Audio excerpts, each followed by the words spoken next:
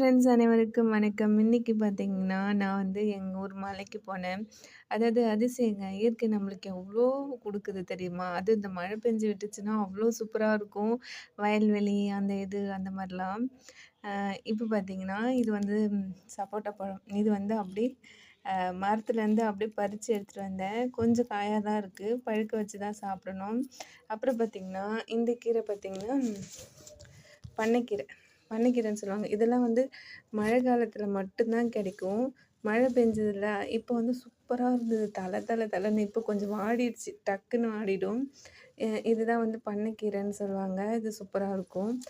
இத கொஞ்சமா பறிச்சுட்டு வந்துட்டேன். நெறைய இருக்கும். நான் இது கொஞ்சமா தான் பறிச்சேன். அப்புறம் பார்த்தீங்கன்னா, இது வந்து சீம பொன்னாங்கண்ணி. இதெல்லாம் வந்து காசு குடுத்து வாங்கல. இதையுமே நான் வந்து அங்கருந்து தான் பறிச்சுட்டு வந்தேன். இன்னைக்கு என் ஹஸ்பண்ட கூட்டிட்டு போயே ஆனாலும் ஆச்சு. "நீ இன்னைக்கு கூட்டிக்கிட்டே போணும்" அப்படின்ட்டு ஒத்த கால்ல நின்னு கூப்பிட்டு போனேன். அப்புறம் சீம பொன்னாங்கண்ணி, பண்ணைக்கீரை, சப்போட்டா பழம். வந்ததுலேருந்து செம்ம வாசனை தருதுங்க. என்னன்னு கேட்குறீங்களா?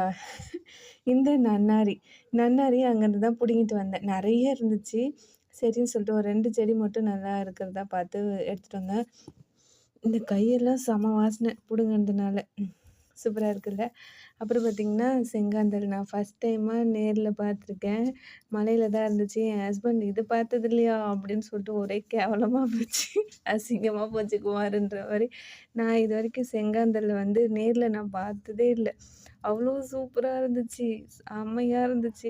ஃபர்ஸ்ட் டைமா நான் நேர்ல பார்த்தேன் இந்த செங்காந்தள் பூ. நீங்க பார்த்துருக்கீங்களான்ட்டு கமெண்ட்ல சொல்லிடுங்க. ஓகேவா? ஓவரால் அதுதான். பொன்னாங்கண்ணி, இது வந்து பனிக்கீரை, சப்போட்டா பழம், நன்னாரி, அப்புறம் செங்காந்தள் பூ. இன்னைக்கு அவ்வளோதான். அப்புறம் பார்த்தீங்கன்னா, இந்த முடக்கத்தான் கீரை. இது எதுக்குன்னா, நெறைய பறிச்சுட்டு வந்தேன். இது வந்து கிளீன் பண்ணி எடுத்தோம்னா கொஞ்சம் தான் இருக்கும். அதனால வந்து நெறைய பறிச்சுட்டு வந்தேன். இது வந்து தோசை மாவு அரைக்கிறதுக்காக கொஞ்சம் நெறைய பறிச்சுட்டு வந்தேன். என்ன ஒண்ணுன்னா, இது இதோட லாங் வீடியோ கீழே லிங்க் குடுத்துருக்கேன். செக் பண்ணி பார்த்துக்கோங்க. Thank you.